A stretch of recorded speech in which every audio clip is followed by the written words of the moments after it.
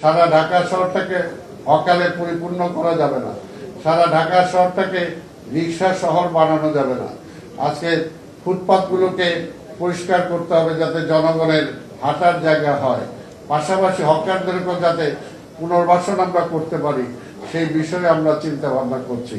আজকে যে ডিএনডি বাঁধের কথা বললেন, এটা সত্যি কথা যে আজকে একটা গলার কাটা ঢাকা শহর, ঢাকা বিশেষ করে ঢাকা দক্ষিণে জলাবদ্ধতার যে পানি নিষ্কাশনের যে ওয়েগুলো ছিল আজকে সব বন্ধ হয়ে গেছে, খালগুলো সব বন্ধ হয়ে গেছে।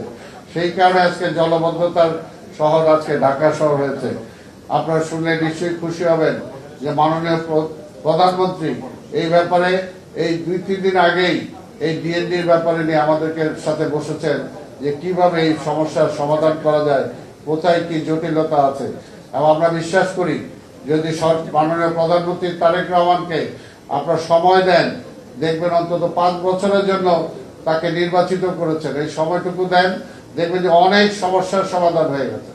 সময় তো দিতে হবে কাজ করার, কাজের সুযোগটা না দিয়ে এখনই যদি আমরা সমালোচনা শুরু করি, তাকে ফেলে দেওয়ার চিন্তা ভাবনা করি, তাহলে তার দেশ সামনের দিকে যাবে না।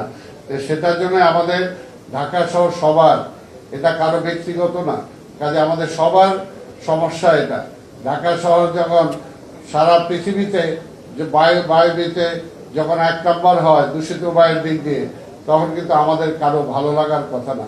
ঠিক তেমনি বর্জ্যের দিক দিয়ে যখন 1 নম্বরে থাকে তখন নিশ্চয়ই আমরা ভালো মনে করি না সেটা। কাজে সেই দায়িত্বটা কিন্তু আমার, আপনার, সবার। কাজে আমরা চাই, সেই কারণেই আজকের আমরা মূলত আজকে মাননীয় প্রধান অতিথি মাননীয় মন্ত্রী মির্জা ফখরুল ইসলাম আলমগীর আজকের এই যাত্রার দক্ষিণ জানালার উদ্বোধন করবেন। এরপরে প্রতি মাসে আমরা সেমিনার করব। আজকে 2টা সেমিনার 2টা সাবজেক্টের উপরে হবে, এরপরে প্রতি মাসে হবে। এবং আপনাদের আমি আরো যেটা বলতে চাই যে আমাদের এই ঢাকা শহর 1864 সালে 1 আগস্ট এই ঢাকা পৌরসভা প্রতিষ্ঠা হয়, 1 আগস্ট। কাজেই 2026 সালে 162 বছরে অতিক্রম করবে এই ঢাকা শহর।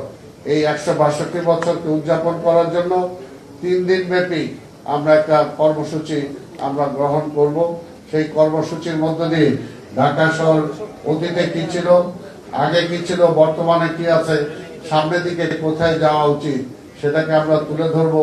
অতীত ঐতিহ্য যেগুলো আছে আমাদের, সেই ঐতিহ্যগুলো, পুরনো ঢাকার যে ঐতিহ্য আছে সেগুলো আমরা তুলে ধরার জন্য